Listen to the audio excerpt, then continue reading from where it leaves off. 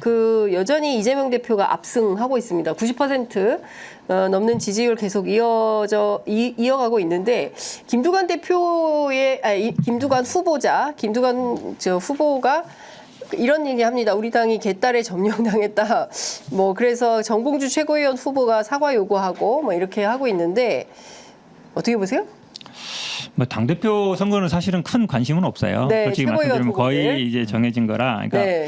계속 한 4-5군데는 정봉주 최고위원이 1위를 하다가 이제 지난주에 이제 뭐 경남이라든지 울산 그다음에 충북 이런 데서는 다 김민석 의원이 따라잡고 있거든요. 네네네. 그래서 이제 김민석 대 정봉주 대 김민석 구도가 약간 형성되고 있어요. 근데 앞으로가 호남 그다음에 수도권이 한 70% 이상이거든요. 당원이. 네. 그러니까 많은 표가 남았죠. 그러니까 사실은 오히려 1등을 누가 하느냐 최고위원 중에 요게 더 관심이 가 있어요. 네. 누가 할 것 같으세요? 그러니까 지금 기세로는 김민석 의원이 좀 후보가 가능성이 있어 보여요. 왜냐하면 네. 갑자기 이게 사실은 정봉주 후보가 처음에 이렇게 치고 나왔지만 정봉주 후보가 막 이렇게 밀고 가는 게 아니라 저는 그냥 당선만 시켜주세요. 5위 안에만 들게 약간 이러거든요. 네. 한편은 원내 한편은 원내 이러고 있는데 이렇게. 김민석 후보가 사실은 막 세게 나가지는 않아요. 근데 이분도 뭐 정치는 오래 하셨기 때문에 근데 네네. 이제 이재명 대표의 약간 뜻이 실린 게 아닌가? 네. 지난번에 표가 왜 이렇게 안 나오죠? 그렇죠. 이런 얘기도 나오면서 네. 약간 김민석 후보가 호남에서 결국은 아마 민주당 그 뭐 경선은 대부분 호남에서 결판 나는 경우가 되게 많아요. 호반에 호남에서 결정되면 그게 이제 다시 이제 수도권에 영향받는 구조가 있기 때문에. 근데 김민석 의원이 예전에 이제 김대중 대통령 때 정치 인재 영입으로 들어왔잖아요. 물론 그 후에 약간 우여곡절이 있었지만 지금은 상승세는 김민석 후보가 타는 것 같아요. 네. 네. 그러니까 무서운 추격세 이렇게 올라오더라고요. 제목은 수석 최고위원이 정봉주 후보가 되느냐 또 김민석 후보가 되느냐 두 분에 따라서 어떻게 변화가 있을 것 같으세요? 민주당 잘 알지는 못하시겠지만. 근데 뭐 저도 자세히는 모르지만은 수석 최고위원의 자리가 좀 상징성이 있다 보니까 그렇죠. 지금 정청래 의원 자리잖아요. 그렇습니다. 그래서 지금 이제 김민석이냐 정봉주냐 김민석이냐 이게 아마 뜨거운 관심사인 것 같고 또 하나 이제 5등으로 누가 들어가느냐. 그러니까 누가 막차를 끊느냐.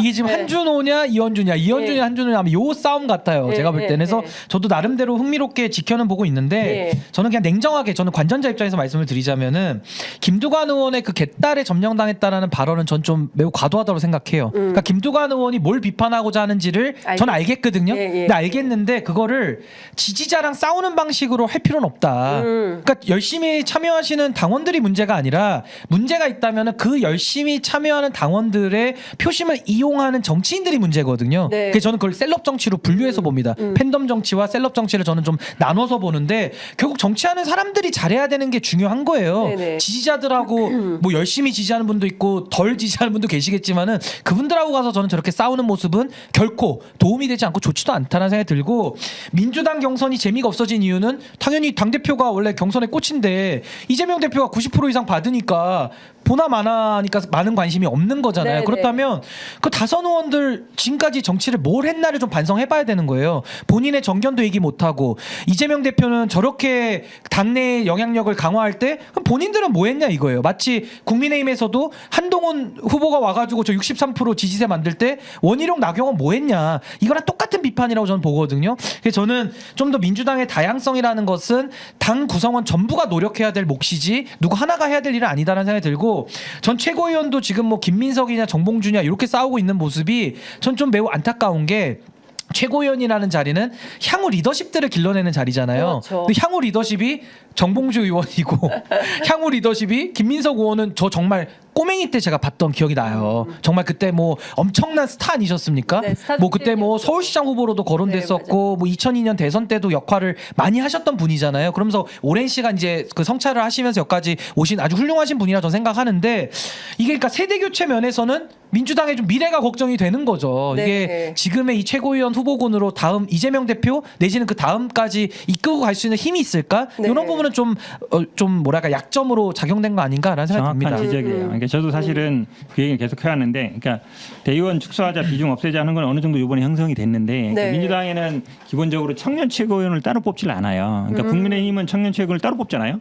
청년 최고위원 된 사람들이 나중에 현역도 가거나 아니면 당 대표 나간단 말이죠. 근데 우리 당은 어찌 보면 지금도 청년은 그냥 배려해줘야 되는 상태로 돼 있는 거예요. 이래 갖고는 경쟁력이 안 생겨요. 네. 그래서 저는 우리 당도 그 청년 최고는 따로 볼 필요가 있다고 봐요. 예, 예. 그래서 국민의힘 계속 보면은 청년 최고에 많은 분들이 나서요. 네. 그러니까 민주당은 유일한 게 전국 청년위원장인데 그것도 거의 청년 현역 의원이 거의 정해져 있어요. 경쟁이 잘 안 돼요. 네. 그러니까 말씀처럼 그러니까 80년대 아니면 이렇게 후반, 중반, 후반에 있는 사람들이 민주당이 별로 없단 말이에요, 지금. 그게 저는 아마 최고위원 선출 과정에 이게 문제가 있다고 봐요. 네, 저도 그러니까 그 부분 좀 동의합니다. 새로운 개혁 과제들이 오히려 더 많이 좀 분출되는 전당대회다. 그렇죠. 아니, 그러니까 수가 있겠네요. 논쟁이 별로 안 되고 있어요. 그러니까 그러니까 그런 게 사실은 당내 굉장히 주요한 현안이 되어야 되는데. 아니, 그러니까 새로운 이슈들이 좀 던져지거나 뭔가 이렇게 좀 새로움이 나와야 되는데 여전히 정봉주, 김민석 이렇게 두 분이 갖다가 뭔가 이렇게 주도권 경쟁을 하는 모습은 물론 내부적으로 매우 중요한 문제인 건 알겠습니다만은 국민들 보시기에는 그 민주당이 앞으로 역동적이거나 앞으로 향후 10년 이런 걸 내다보면서 지금의 전당대회를 평가한다라면은 상당히 좀 위험 요인도 좀 있는 거 아닌가라는 생각이 듭니다. 맞아요. 그러니까 김두관 의원도 사실은 정치는 오래 하신 분이에요. 맞아요. 그러니까 예, 뭐 예. 친명이냐 아니냐 이거 갖고는 사실은 판을 바꾸거나 아니면 이슈화되기는 어렵고 예를 들어서 뭐 80년대나 이런처럼 뭐 젊은 사람이 나는 뭐 세대 교체하겠다 이재명 대표 뭐 이제 정치 너무 오래 했지 않냐라고 나오면서 되면 그게 활력이 생기거든요. 다. 네, 그러니까 당 네. 대표도 좀 젊고 그러니까 그러려면 최고위원 정도는 해야 돼요. 최고위원 정도 하면서 좀 당내 상황도 보고 그 다음에 당 대표 나갈 수 있는데 이번에 네. 좀 젊음이 나왔지만 정치 경력에서 사람들이 이제 잘 모르는 분이란 말이에요. 그러면 청년 최고도 한두 번 하고 뭐 현역도 하고 이런 분들이 당 대표에 도전할 수 있는 거라 그런 어떤 통로를 만들 필요가 있어요. 네. 분명히. 알겠습니다. 오늘도 뜨거운 토론 감사드립니다. 하여간 또 두 분 계신 가운데 저희가 50만 구독을 달성할 수 있어서 더 큰 영광이었습니다. 아, 진심으로 축하드립니다. 편의점이 더 번창해야 됩니다. 진심으로 감사드립니다.